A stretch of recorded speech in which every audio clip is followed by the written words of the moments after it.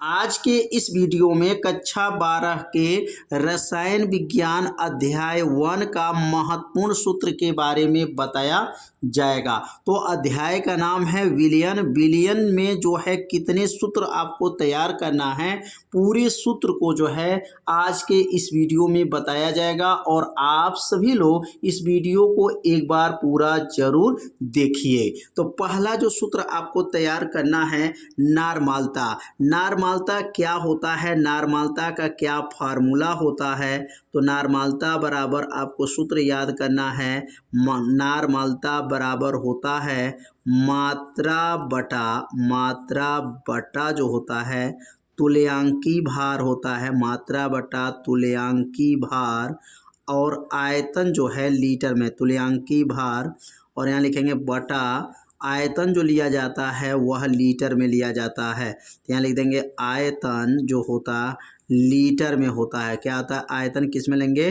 Litre में। तो ये पहला जो सूत्र जो है समझ गए होंगे कि नारमालता का सूत्र क्या है, मात्रा बटा तुल्यांकी भार बटा आयतन लीटर में। अब यहाँ पर नारमालता के बाद दूसरा जो सूत्र होता है वह है मोलरता का। क्या सूत्र है? मोलरता का। और यह जो सूत्र है बहुत ही आईएमपी सूत्र है। इसी सूत्र पर हमेशा पेपर में जो है न्यूमेरिकल क्वेश्चन पूछा जाता है। तो नारमालता का सूत्र जो है आप लोग को याद हो गया होगा, मात्रा बटा तुल्यांकी भार बटा आयतन लीटर में। अब यहाँ पर दूसरा जो सूत्र लिखेंगे, अब दूसरा सूत्र क्या है? मोलरता का है। तो मोलरता बराबर क्या होता है? तो यहाँ पे लिखेंगे मोलरता बराबर होता है मात्रा, क्या होता है? मात्रा बटा जो होगा या जो तुल्यांकी भार था वह हट जाएगा और यहाँ पे लिखेंगे अणुभार। क्या लिखेंगे? अणुभार हो जाएगा। और यहाँ बटा में क्या रहेगा? आयतन लीटर में। क्या रहेगा? बटा में क्या रहेगा? आयतन लीटर में। आयतन लीटर में। मतलब यह सूत्र ऊपर जो सूत्र लिखा गया है और यह सूत्र में क्या अंतर है, बस उसमें तुल्यांकी भार रहेगा और इसमें जो रहेगा मात्रा बटा अणुभार, आयतन जो है किस में रहेगा? लीटर में। तो दो सूत्र जो है आप लोग अच्छे से समझ गए होंगे कि नारमालता क्या है और मोलरता का सूत्र क्या है। तो सूत्र को चाहे अपने कॉपी में नोट करते चलिए और सूत्र को याद कर लीजिए, क्योंकि इसी सूत्र के सहायता से जो है आपके अभ्यास का न्यूमेरिकल जो है हल होगा। तो दो सूत्र जो है आप लोग समझ गए होंगे। अब हम लोग सीखेंगे तीसरा जो सूत्र होता है मोललता का होता है। क्या होता है? मोललता का। तब यहाँ लिखेंगे मोललता का सूत्र क्या है? तो मोललता का अगर सूत्र की बात करेंगे तो यहाँ पर जो मात्रा है वो मात्रा रहेगा और भार भी रहेगा, बस नीचे हर का जो मान देख रहे हैं वह बदल जाएगा। तो क्या रहेगा? यहाँ पर मात्रा रहेगा। क्या लिखेंगे यहाँ पर? मात्रा। अब बटा क्या रहेगा? मात्रा बटा अणुभार। मात्रा बटा क्या रहेगा? अणुभार। और पूरे का बटा क्या रहेगा? विलायक का भार रहेगा। क्या रहेगा? विलायक का भार रहेगा। विलायक का जो भार रहेगा, विलायक का भार वह किस में रहेगा? तो विलायक का भार जो रहेगा वह केजी में लिया जाता है। यहाँ पर किस में लेते हैं? केजी में। और यहाँ आयतन किस में लेते हैं? तो आयतन लीटर में लिया जाता है। तो मोललता का सूत्र भी आप लोगों को याद हो गया, मात्रा बटा अणुभार, विलायक का भार और किस में? केजी में। तो तीन सूत्र जो है आप लोग अच्छे से इस सूत्र को क्या कीजिएगा? तैयार कर लीजिएगा। इसी सूत्र पर ही हमारा जो है क्वेश्चन हल होगा। विलियन चैप्टर जब पढ़ेंगे, अभ्यास हल करेंगे तो इसी सूत्र का जरूरत पड़ेगा। तो मोललता समझ में आ गया होगा। अगर नारमलता और मोलरता दोनों में संबंध अगर पूछा जाए तो क्या बनेगा? तो यहाँ पर हेडिंग नोट करेंगे कि अगर नारमलता हो, नारमलता और मोलरता अगर दोनों में क्या संबंध है, तो नारमलता और मोलरता अगर दोनों का संबंध बताना हो तो नारमलता तथा मोलरता में संबंध क्या है? तो यहाँ लिखेंगे संबंध, यहाँ नोट कर लेंगे और यहाँ लिख लेंगे संबंध, नारमलता और मोलरता में क्या संबंध है। तो अब यहाँ संबंध की बात किया जाएगा तो इसका संबंध होता है या नारमलता बराबर होता है मोललता और गुणे होता है और यहाँ छोटा यन रहेगा। छोटा यन का नाम क्या रहेगा? अम्लीयता नाम है।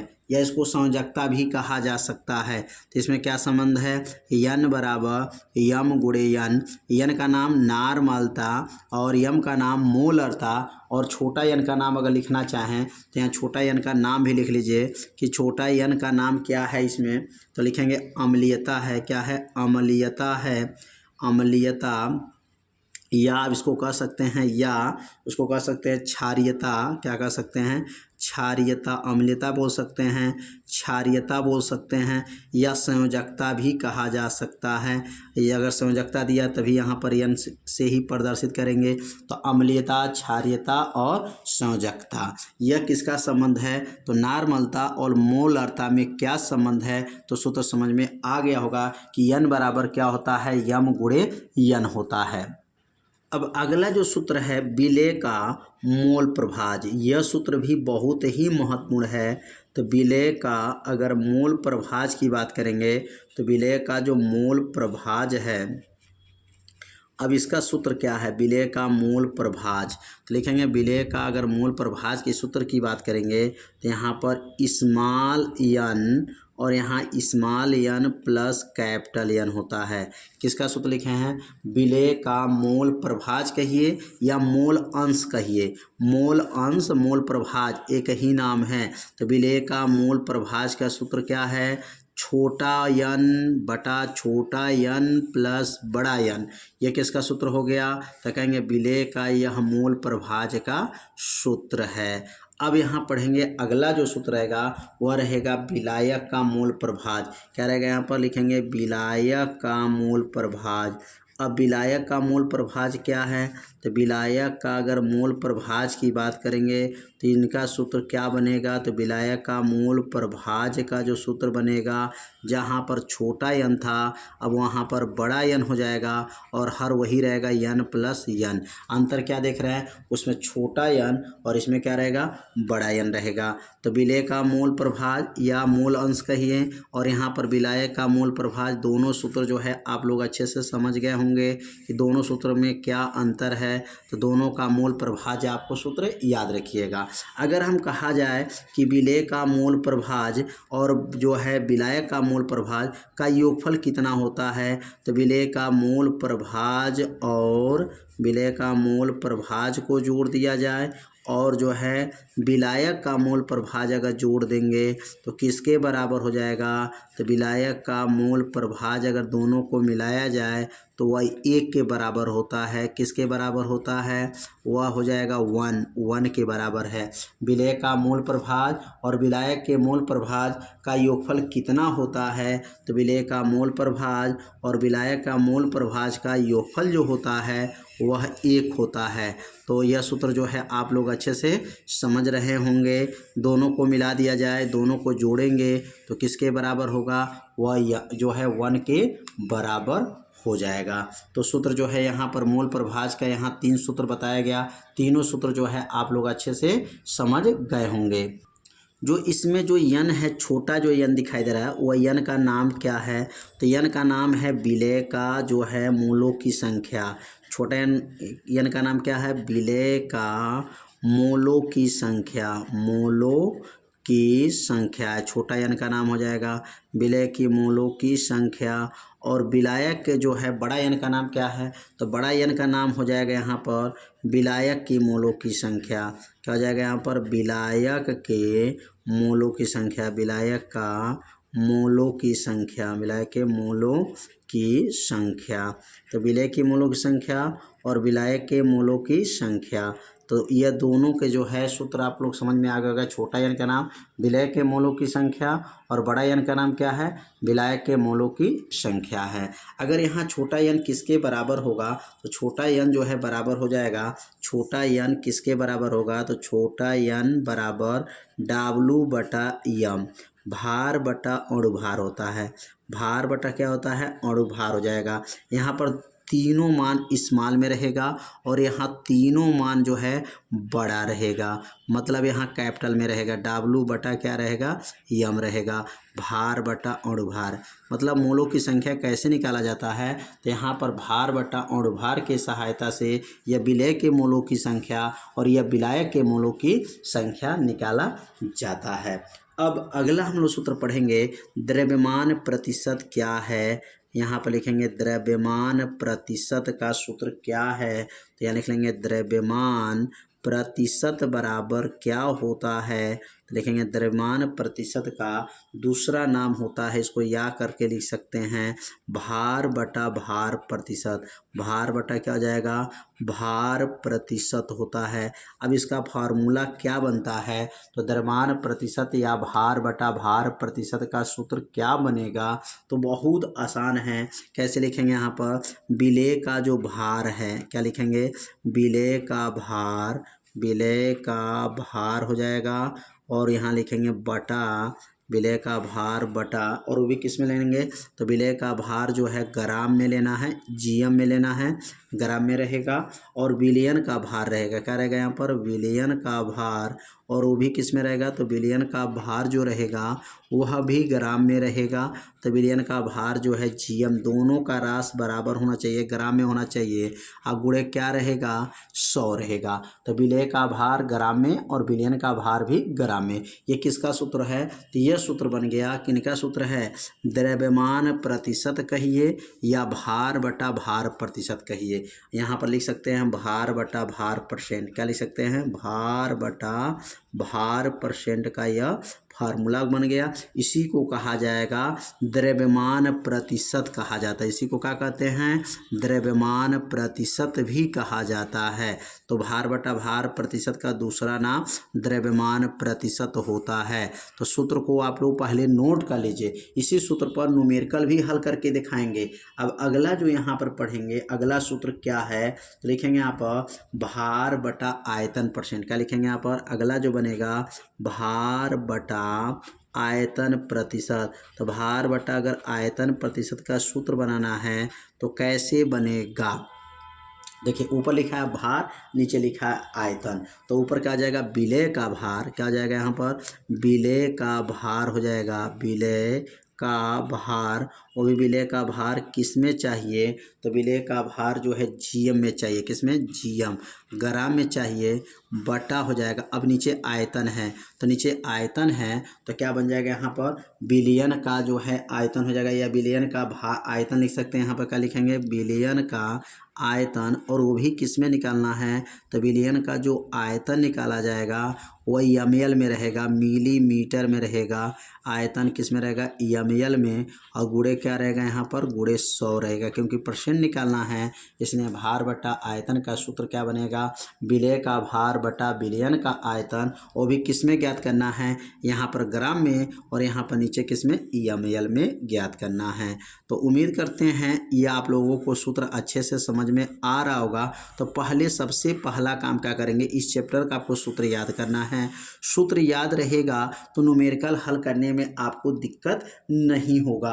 अगला जो सूत्र बनेगा आयतन बटा आयतन परसेंट, क्या हो जाएगा, लास्ट सूत्र इसका है परसेंटेज वाला, लिखेंगे यहाँ पर आयतन बटा आयतन प्रतिशत का सूत्र क्या होता है, तो आयतन बटा आयतन परसेंट का अगर सूत्र बनाएंगे तो विलेय का, यहाँ पर लिखेंगे विलेय का आयतन रहेगा, और नीचे विलयन का आयतन रहेगा, तो ऊपर क्या रहेगा, लिखेंगे विलेय का आयतन, लिखेंगे विलेय का आयतन, और भी किस में रहेगा, तो विलेय का आयतन जो रहेगा वह एमएल में रहेगा, एमएल में, अब बटा हो जाएगा बटा, और नीचे क्या बनेगा, विलयन का, यहाँ विलेय का आयतन, और यहाँ लिखेंगे विलयन का आयतन, विलयन का आयतन, और वो भी यह विलयन का आयतन किस में निकालना है, तो विलयन का आयतन जो है एमएल में निकालना है, एमएल में निकाला जाएगा, और गुणे क्या होगा, गुणे 100 हो जाएगा। तो यहाँ आयतन बटा आयतन परसेंट का सूत्र भी समझ में आ गया होगा कि विलेय का आयतन एमएल में, और बटा क्या हो जाएगा, विलयन का आयतन एमएल में, और गुणे क्या हो जाएगा, 100। तो यह 3% आपको जो है सूत्र याद करना है। तीनों सूत्र को जो है आप लोग 2 बार पढ़ लीजिए, सूत्र क्या होगा, याद हो जाएगा।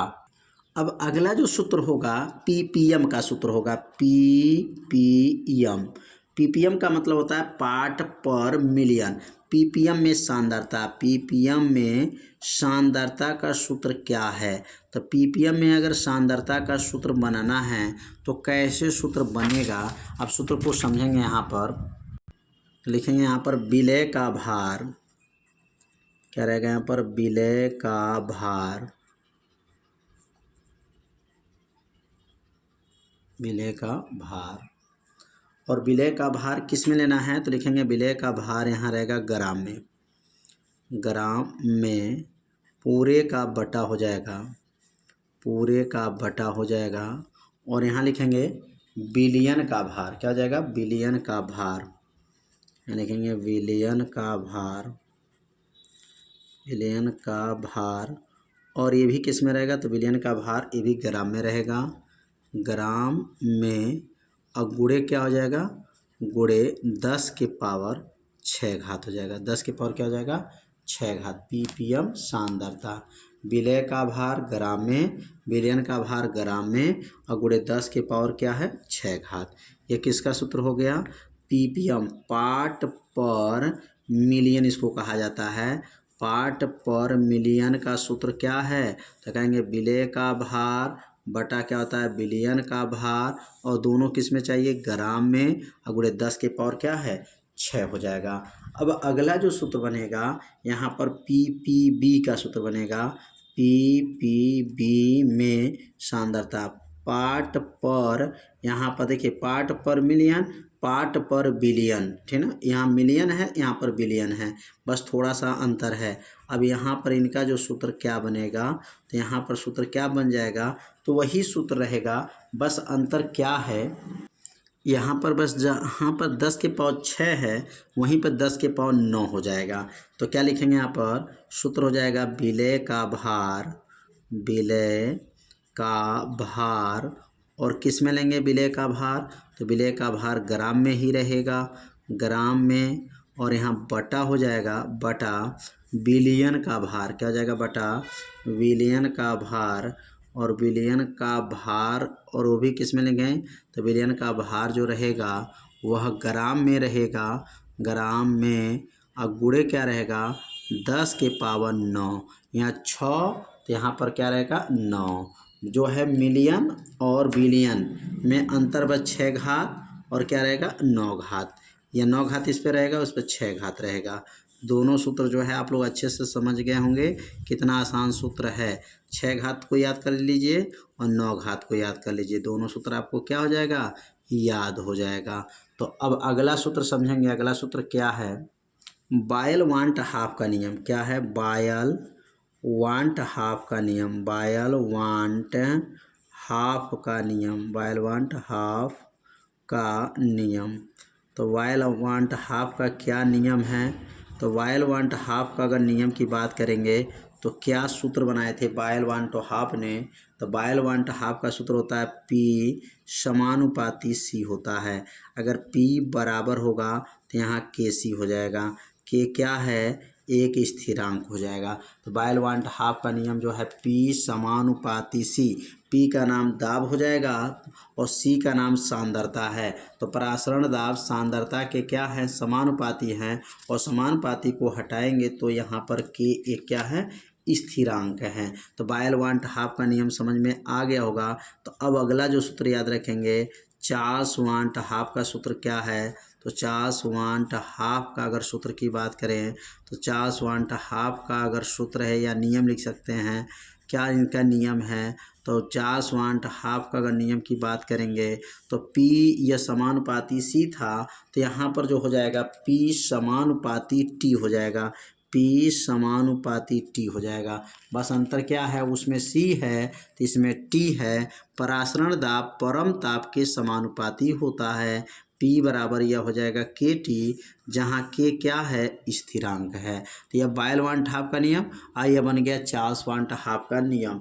अगर आदर्श विलयन समीकरण की बात करेंगे तो आदर्श विलयन समीकरण क्या है, तो कहेंगे आदर्श विलयन जो समीकरण है, आदर्श विलयन समीकरण। और आदर्श विलयन समीकरण किसे कहते हैं, तो आदर्श विलयन समीकरण का जो सूत्र होता है वह बायल का नियम और चार्ल्स के नियम को संयुक्त करने पर जो समीकरण बनेगा वही आदर्श विलयन समीकरण होता है। तो बायल के समीकरण P और ये भी P और P मिलेगा तो क्या बनेगा, ये हो जाएगा P और समानुपाती हो जाएगा, यहाँ से C ले लीजिए, यहाँ से T, तो क्या बनेगा P समानुपाती T। अब यहाँ से अगर चिन्ह को हटा दें तो P बराबर क्या बनेगा RCT हो जाएगा। R क्या है, एक आदर्श गैस समीकरण है। अब यहाँ पर लिख सकते हैं यह बन गया आदर्श विलयन जो समीकरण बन गया। अब इसमें R का मान को बदल दीजिए, R जो है आदर्श जो है गैस स्थिरांक है और R का जगह पर जो है लिख सकते हैं यहाँ पर क्या आदर्श जो है गैस नियतांक है, आदर्श गैस स्थिरांक बोलते हैं। केमिस्ट्री में स्थिरांक और फिजिक्स में नियतांक याद रखिएगा। यहाँ पर क्या लिखेंगे, यहाँ पर स्थिरांक है, क्या लिखेंगे R एक आदर्श जो है स्थिरांक है। और C का नाम क्या है सांद्रता, और सांद्रता का सूत्र क्या होता है C बराबर N/V, मतलब सांद्रता का सूत्र होता है मोलों की संख्या बटा क्या होता है आयतन होता है। अगर यहाँ C को बदल दें तो क्या बनेगा P बराबर R हो जाएगा, C को हटा दें तो उसके जगह पर उसका सूत्र लिख देंगे N/V और यहाँ का बनेगा आपका T हो जाएगा। अगर इसमें गुणा कर दें PV में गुणा हो जाए तो क्या बनेगा PV बराबर N हो जाएगा RT हो जाएगा, PV बराबर N RT, V का गुणा P में किए हैं तो PV बराबर N RT हो जाएगा। और इसमें N का नाम क्या है, तो N का नाम याद रखिएगा मोलों की संख्या है। R का नाम जो है यहाँ पर R का नाम बताया दिया गया, क्या नाम बताया गया है आदर्श गैस स्थिरांक है। T का नाम परम ताप है, P का नाम दाब है और V का नाम क्या है आयतन है। तो ये किनका सूत्र है, आदर्श विलयन समीकरण का सूत्र है। तो इस भाग में अभी जो है महत्वपूर्ण सूत्र बताया गया है। अभी सूत्र जो है समाप्त नहीं हुआ है, अभी और सूत्र जो है बताना है। तो अगले भाग के वीडियो में जो है संपूर्ण सूत्र को बता दिया जाएगा और डिस्क्रिप्शन बॉक्स में उस वीडियो का लिंक दे दिया जाएगा, वहां से जा कर के आप वीडियो को देख सकते हैं। इस भाग में जो है इतना ही जो है बताया जाएगा और अगले वाला भाग का वीडियो आप सभी विद्यार्थी जरूर देखिएगा, क्योंकि उसमें राउल्ट का नियम रहेगा, हेनरी का नियम रहेगा और आदर्श जो विलयन समीकरण है उस सूत्र को आगे बढ़ाया जाएगा। तो वह जो है अगर वीडियो को देखना है तो डिस्क्रिप्शन बॉक्स को चेक कीजिए, वहां पर उस वीडियो का लिंक दे दिया गया है, वहां से वीडियो को देख लीजिए। तो आज के वीडियो में जो है इतना ही रहेगा, मिलते हैं अब अगले भाग में, तब तक के लिए जय हिंद जय भारत।